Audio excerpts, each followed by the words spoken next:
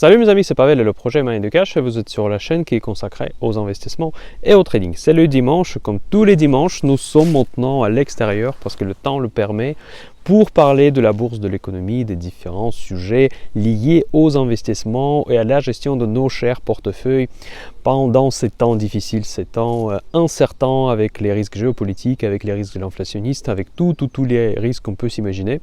Et donc là, on va faire un point rapide, notre point traditionnel, qu'est-ce qui s'est passé la semaine dernière, quelles sont les conclusions qu'on peut faire, comment on peut adapter nos stratégies de gestion de nos portefeuilles en bourse. Avant de commencer cette vidéo, comme d'habitude, je vous invite à vous inscrire à la chaîne Mind de Cash, mettre la petite cloche pour être averti quand je publie des nouvelles vidéos.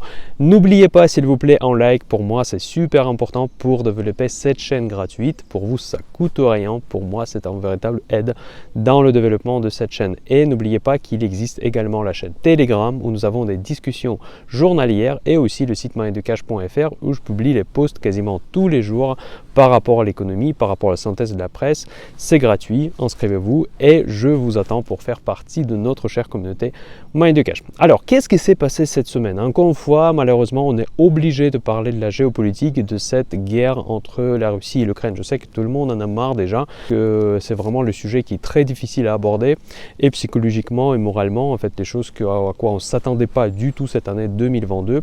Ça continue, mais on est sur le même point que la semaine dernière. Et ça, c'est la conclusion principale que je fais, c'est que les choses que je vous ai dit la semaine dernière quand j'ai enregistré cette vidéo à l'extérieur restent toujours valables. Donc, je vous ai dit la semaine dernière que, comme tout le monde, je pensais que le scénario que enfin Vladimir Poutine arrivera à ses objectifs, pour moi, n'était pas certain, mais je partais toujours là-dessus comme un scénario de base. Aujourd'hui, on peut parler que c'est probablement ne plus le scénario de base parce que la défaite de Vladimir Poutine est de plus en plus probable.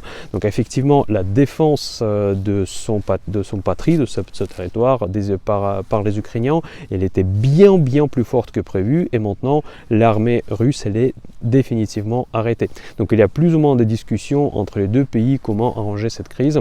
Il y a eu une rencontre à haut niveau entre les ministres des Affaires étrangères ukrainiens et russes cette semaine. Ça n'a rien donné comme j'ai prévu, comme j'ai posté sur le site minddecash.fr et sur Telegram. Pour moi c'était de toute façon Vladimir Poutine reste concentré sur l'idée qu'il devrait gagner à tout prix et pour lui évidemment trouver un accord amiable avec l'Ukraine c'est un synonyme d'une défaite et vu que lui il est, je ne sais pas quel mot choisir pour rester politiquement correct pour YouTube, mais vous voyez ce que je veux dire, je pense qu'il ne veut faire aucun compromis, donc ça va être assez compliqué pour lui de sortir de ce conflit, de cette connerie qu'il a fait le 24 février, et maintenant il est bloqué. Donc son armée il est détruit, son armée n'est pas équipée, il commence à monter la propagande dans tous les sens.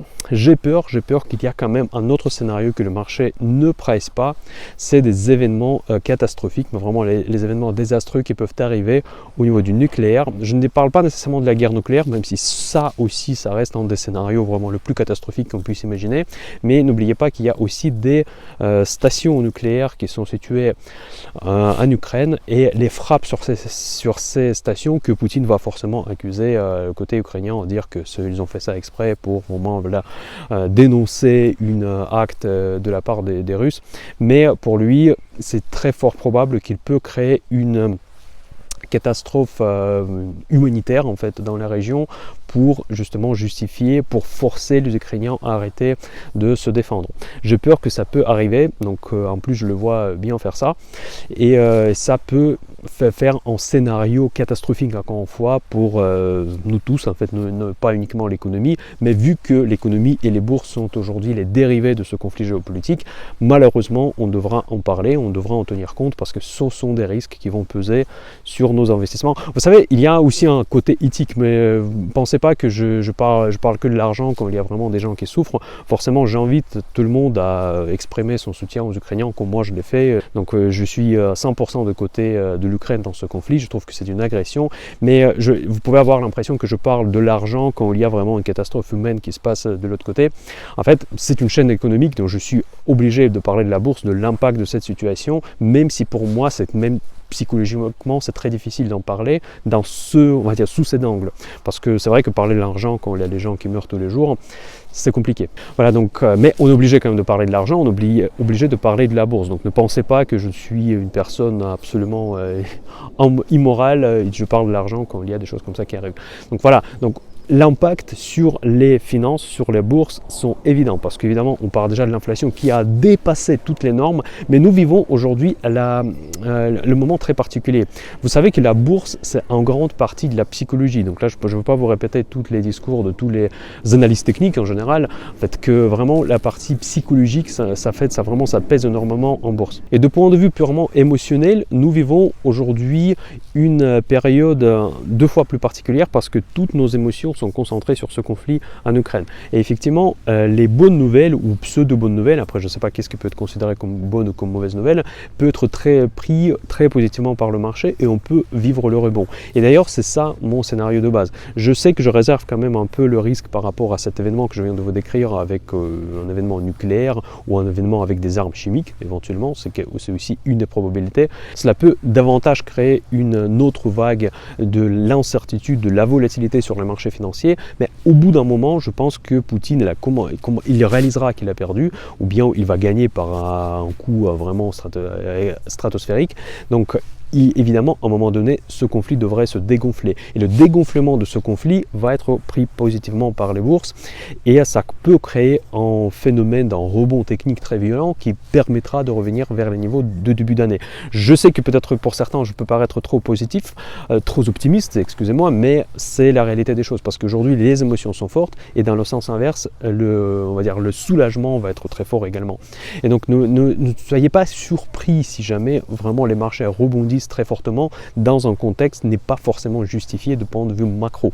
Effectivement, la macro, elle est 10 fois pire qu'on a vécu, qu'on a programmé pour l'année 2022. Vous vous souvenez, mes vidéos, quand je vous ai présenté mes prévisions, d'ailleurs, j'étais pile poil, d'ailleurs, je m'attendais à la correction en cette période-là que nous vivons. Évidemment, je pensais que les raisons ne seront pas les mêmes. Je ne m'attendais pas à la guerre en Ukraine, je m'attendais à une correction pour d'autres raisons qu'on connaît tous, l'inflation, la sortie de Covid, des chaînes d'approvisionnement. Mais là, maintenant, tous ces phénomènes se sont aggravés à cause de cette crise en Europe. Maintenant, on parle aussi de pénurie de l'alimentation de base, et ça c'est tout à fait probable parce que l'Ukraine et la Russie ensemble représentent vraiment une part du marché des céréales très importante. Vous avez vu tous les cours de blé, vous avez vu tous les cours des matières premières, je ne veux pas vous répéter les médias, les grands titres des médias que vous voyez au quotidien. Donc là, nous vivons vraiment la crise non seulement géopolitique, mais forcément qui va se transformer dans une crise économique. Donc pour moi, le scénario reste le même. Moi, je reste sur les marchés pour le moment, j'attends le rebond. Effectivement, j'ai des couvertures, comme vous le savez, que j'ai déjà présentées avec des produits optionnels. Donc, j'ai pris des assurances. Donc, si jamais il y a des choses vraiment impossibles qui se passent, genre, bon, rien n'est impossible maintenant, mais si on parle du nucléaire, forcément, il y a un downside possible sur les marchés gigantesque. Et donc, pour ce cas-là, je me suis préparé. J'ai acheté des assurances avec des options. Vous pouvez regarder le club Option Invest, dont le lien est disponible sur le site mindthecash.fr si vous voulez apprendre à investir ou trader les options. Donc, là, je me suis protégé de ce point de vue-là. Par contre, pour le rebond, j'aimerais bien participer dans ce rebond, et évidemment, comme tous, je pense, et je garde quand même une exposition sur les marchés. En revanche, quand ce rebond se matérialisera dans quelque chose de concret, donc quand on va être en fond dedans, je suis prêt de alléger mon portefeuille de manière très importante pour garder le minimum d'actions, principalement de la catégorie A, qui est par définition très défensive.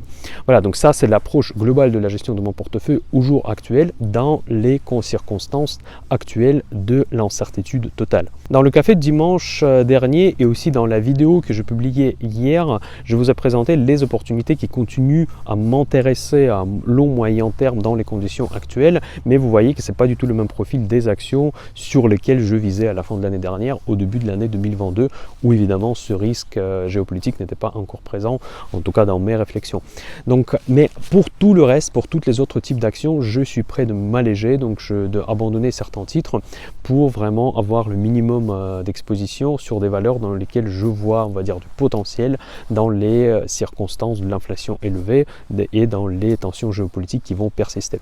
Je vais parler maintenant un petit peu de la Chine parce que je vois que les actions chinoises chutent en bourse et c'est vraiment assez important. J'avais une stratégie sur les actions chinoises, je l'ai déjà présenté dans ma précédente vidéo, et encore une fois, cette stratégie, elle était orienté à des options parce que les options permettent d'investir avec un downside limité. Par exemple, quand vous investissez en direct dans une action, si demain la société fait faillite, vous perdez l'intégralité de votre ligne. Si vous investissez avec des calls, les options call, dans ce cas-là, vous perdez uniquement la prime de votre investissement. J'en parle aussi dans le club Option Invest, mais ce n'est pas forcément le sujet principal parce que ça reste quand même assez simple, c'est juste une alternative d'acheter une action, vous pouvez acheter une option call.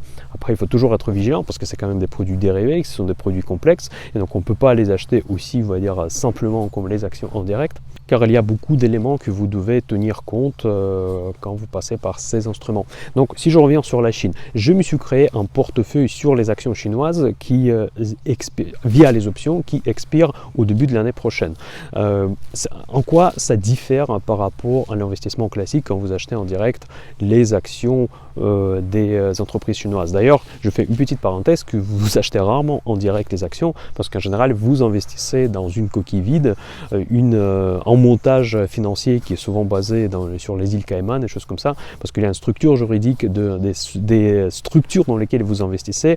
Je l'ai déjà présenté aussi il y a quelques mois dans un des cafés de dimanche, qui rend les choses très très dangereuses, encore plus dangereuses que vous pouvez le penser. Donc là, je vous invite à retrouver cette vidéo, je vais la mettre dans le lien pour que vous puissiez comprendre ce principe des VIE, des entreprises coquilles vides, qui ont un swap de performance avec la société réelle chinoise. Juste dans les grandes lignes, que quand vous investissez dans ces entreprises qui sont largement disponibles à tous les investisseurs classiques, vous n'investissez pas directement dans Alibaba, dans Baidu, vous investissez dans cette structure juridique qui fonctionne bien le temps que le gouvernement chinois le permet. Voilà, donc faites quand même beaucoup attention à cela. Et donc du coup, mon portefeuille est constitué uniquement des options, et donc si jamais vraiment il y a la situation géopolitique se dégrade, le conflit ukrainien, on va dire, se propage sur le monde entier et la Chine va commencer à prétendre d'envahir Taïwan, vous savez, toutes ces discussions qui est actuellement d'actualité avec l'invasion de l'Ukraine. Donc dans ce cas-là, je risque de perdre, mais je risque de perdre uniquement la partie de la prime de mes options. Donc du coup, j'ai la maîtrise totale du risque de mon investissement. Donc c'est ça vraiment la différence entre l'investissement via les actions et l'investissement via les options. Parce qu'avec des options, vous savez exactement combien vous perdez au maximum. Et ça, c'est vraiment très important. Moi, je suis maintenant, par exemple, dans cette période-là, je suis content que j'ai des options et pas des actions en direct. Voilà, donc ça, c'est juste une petite parenthèse. Donc voilà, pour la Chine, comme je vous ai dit, il y a un risque géopolitique. Tout le monde en parle de l'invasion de Taïwan. Je ne peux pas apporter de commentaires. Déjà, je me suis trompé sur mes prévisions par rapport au conflit russe-ukrainien. Donc, je pensais que ça n'allait pas dégénérer dans une guerre totale, une guerre absolument inimaginable entre deux peuples tellement proches. Autant je ne vais pas prendre aucune position par rapport à la situation en Taïwan parce que je suis beaucoup moins expert dans la Chine, dans la région asiatique.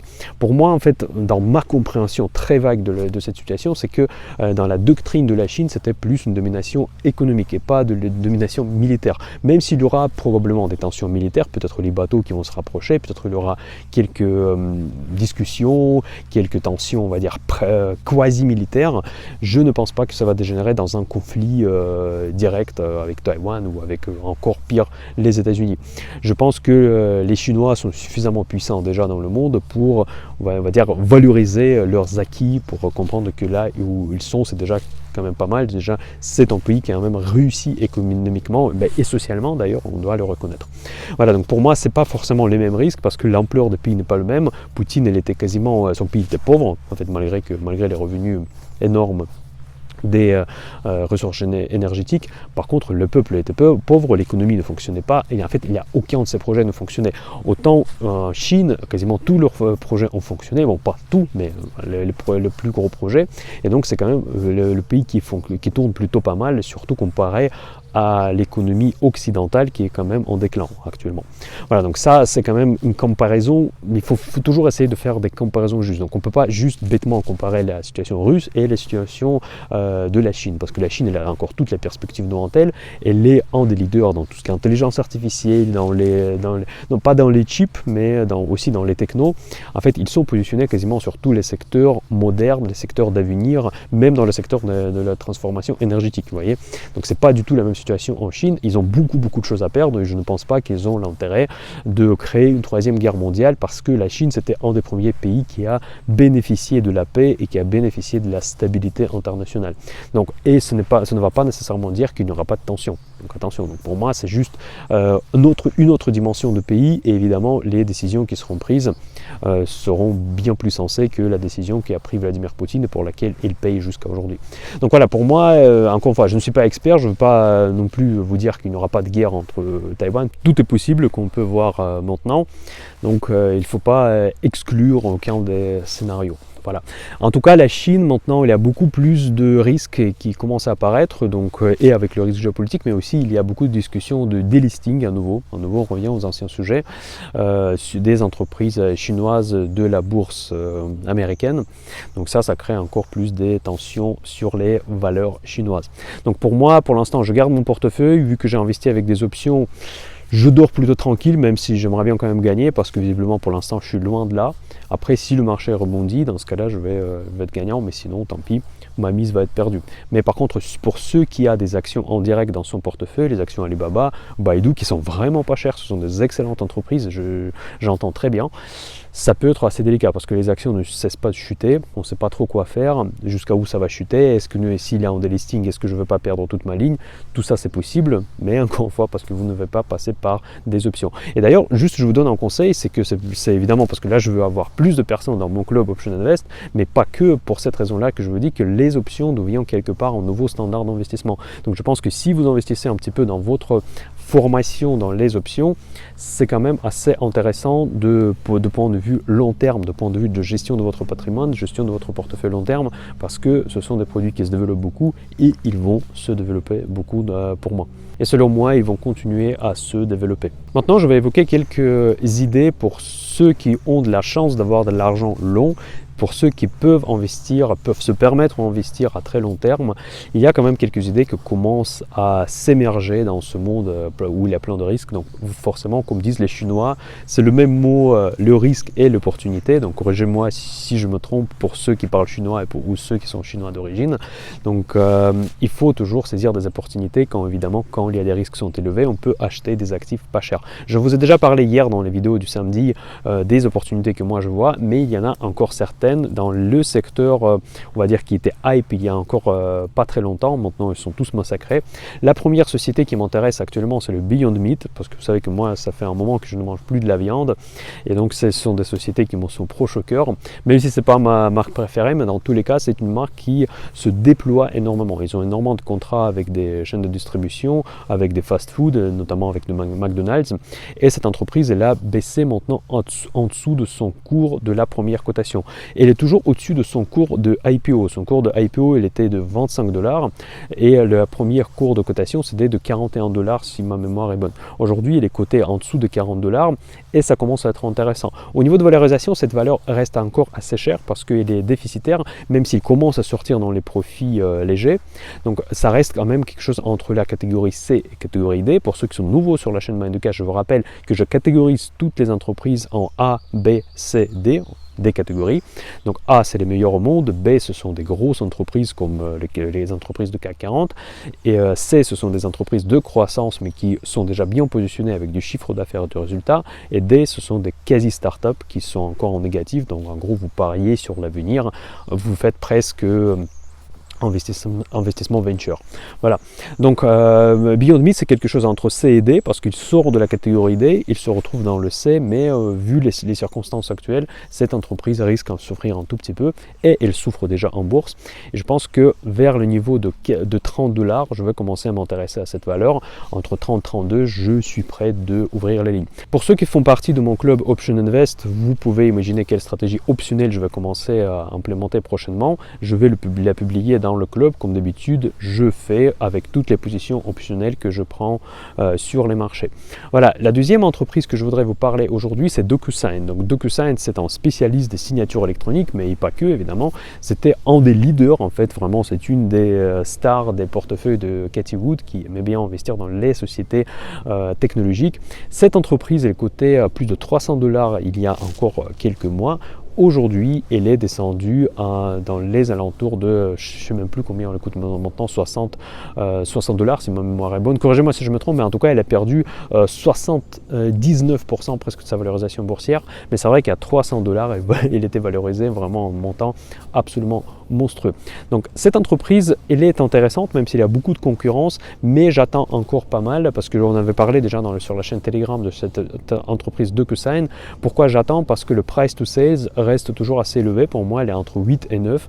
Moi, j'aimerais bien acheter cette entreprise vers des niveaux de price to sales, parce que ça, sur le coup, c'est une catégorie C.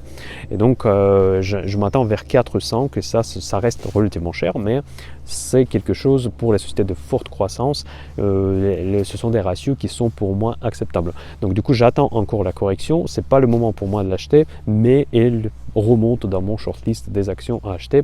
Donc, et un jour, je vais franchir le cap et passer mon ordre sur l'action DocuSign. Et à la fin de cette vidéo, je vais parler rapidement de l'inflation, parce qu'évidemment, ça c'était le sujet principal pour l'année 2022 qui s'est fait remplacer par la guerre en Ukraine. Il ne faut pas l'oublier, parce que ce sujet, il est dépendant déjà de la guerre. Il était déjà bien présent même avant ces événements. Donc là, on nous a publié encore une fois des chiffres d'inflation qui font énormément peur, mais nous sommes quand même dans des circonstances quand même extrêmement particulières. Donc je pense que il faut quand même bien comprendre que le marché ne va pas nécessairement réagir de même manière sur l'inflation, sur les chiffres d'inflation stratosphériques pendant la guerre en des produits producteurs de l'énergie et produits producteurs de produits alimentaires. C'est quand même des circonstances extrêmement exceptionnelles. Donc, je ne pense pas que la réaction du marché va être énorme. Je pense les marchés s'attendent avant tout la stabilité géopolitique, la stabilité en Europe pour rebondir. Et ensuite, on va réanalyser toute la situation, où on est, quel est le nouveau monde énergétique, qu'est-ce qu'est le nouveau modèle où la Russie est mise en écart. Peut-être Poutine va tomber demain et donc du coup la Russie va revenir sur les marchés. Donc vous savez, il faut toujours anticiper, il faut toujours avoir un plan d'action ou un scénario de base, mais il ne faut pas non plus s'imaginer trop de choses, parce qu'il y a des choses que ne peut pas contrôler. Imaginez qu'en scénario, demain par exemple, Poutine est renversé, il y a une autre personne qui arrive au pouvoir, qui commence à négocier, qu'on va payer les indemnités à l'Ukraine, qui va se rouvrir au monde entier. Évidemment, on ne va pas tout pardonner à la Russie immédiatement, mais dans tous les cas, ça va être une extrêmement bonne nouvelle pour les marchés financiers. Et dans ce cas-là, tous les prix d'énergie vont chuter, on va revenir très rapidement à la normale. Aujourd'hui, l'avantage des marchés modernes, que les ajustements se passent très vite. Au cours de quelques séances, par exemple, la stabilité des prix sur les matières premières peut revenir. Donc c'est aussi simple que ça, parce que les marchés modernes sont comme ça. Le marché papier va anticiper l'amélioration, le marché physique va s'ajuster par la suite, et on va se retrouver dans l'équilibre où on était avant ces événements. Je ne dis pas que c'est un scénario le plus probable, malheureusement, mais c'est un des scénarios probables quand même, n'est-ce pas? Je vous montre juste un exemple que la situation peut se retourner très rapidement et ces chiffres de l'inflation ne vont plus avoir aucune actualité. Donc il ne faut pas non plus trop s'emballer en voyant l'inflation est importante, donc du coup je vends tout, c'est de la mort, c'est la fin du monde. Ça peut être la fin du monde, ça peut être la fin du monde si par exemple la Chine décide d'envahir Taïwan, si vraiment on va commencer à vivre une troisième guerre mondiale, ça peut être vraiment quelque chose de catastrophique. Mais pour cela, on a des protections, en tout cas moi j'en ai des protections sur des puts éloignés pour les indices américains, et pas que les indices américains. Et donc, de ce point de vue-là, je me suis protégé. Mais par contre, il faut quand même rester raisonnable, que même s'il y a certaines personnes qui ne semblent pas d'être raisonnables, on espère quand même que le reste du monde l'y est. Tout ça pour dire que le marché regarde aujourd'hui l'inflation comme un deuxième sujet. Donc une fois qu'on retrouve la stabilité, on va voir quels sont les chiffres de l'inflation réelle, quels sont les prix de l'énergie réelle, quel est le modèle d'approvisionnement énergétique des pays développés. Probablement on va trouver des solutions avec les Moyen-Orient. Bon, avec l'Iran ça n'a pas trop marché parce qu'apparemment les discours de réouverture n'ont pas abouti. Donc probablement il y aura des solutions avec l'énergie verte qui vont être mises en place. Je pense toujours que les énergies vertes, c'est un des secteurs qui va tirer l'épingle du jeu dans toute cette histoire, parce que déjà à long terme et à moyen terme c'était the way to go comme on dit, et à court terme finalement on est presque obligé d'y investir pour remplacer au moins partiellement l'énergie en provenance de la Russie. Voilà, donc ça juste l'image globale qu'il faut quand même trouver la stabilité et repenser la situation dans laquelle finalement on se trouve pour se projeter économiquement parlant et par conséquence boursièrement parlant. Voilà, c'est tout pour aujourd'hui. N'oubliez pas de mettre un like pour cette vidéo, partagez cette vidéo à des gens qui s'intéressent à la bourse et à la finance. Je vous souhaite tout le meilleur, passez un très bon week-end, à très bientôt, bye bye.